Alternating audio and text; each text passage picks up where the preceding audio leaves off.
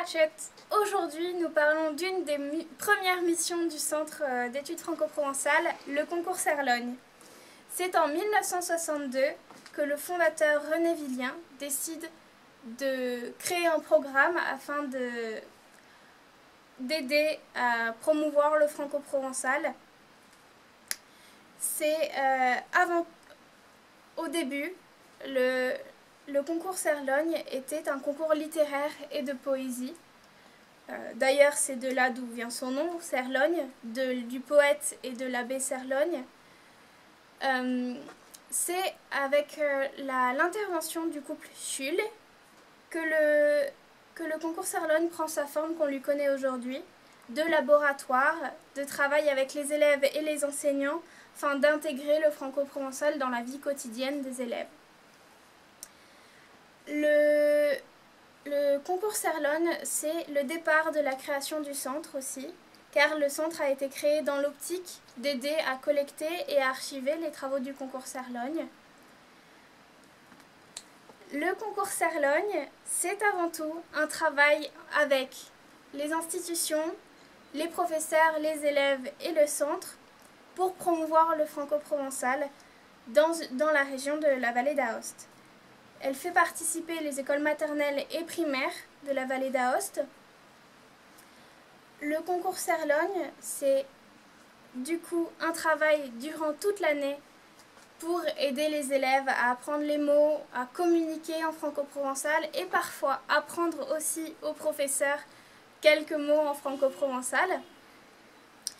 Le concours Serlogne, concrètement, c'est ce travail à l'année. Mais c'est aussi un travail rendu au Centre d'études franco-provençales afin de montrer les progrès et les évolutions de la classe sur le sujet choisi.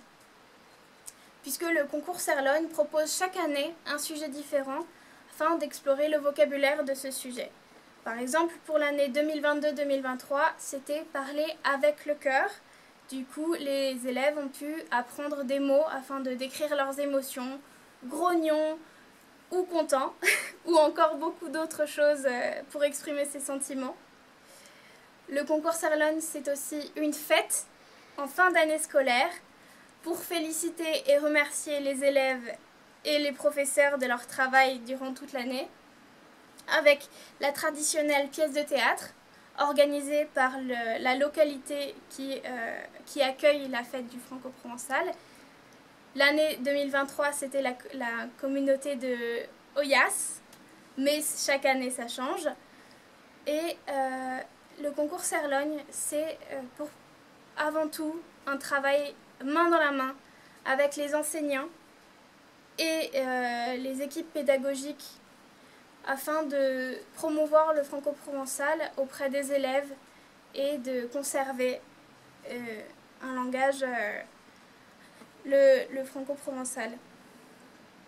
Le concours Serlogne aussi, comme il existe depuis plus d'une soixantaine d'années, ça permet de remarquer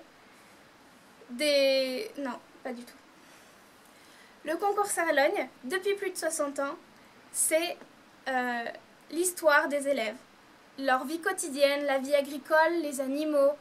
C'est beaucoup de choses qui peuvent permettre de voir l'évolution et comment est-ce que la langue a été changée ou pas au cours des années. Le concours Serlogne, c'est ça. C'est une mission main dans la main avec les localités pour promouvoir la langue locale.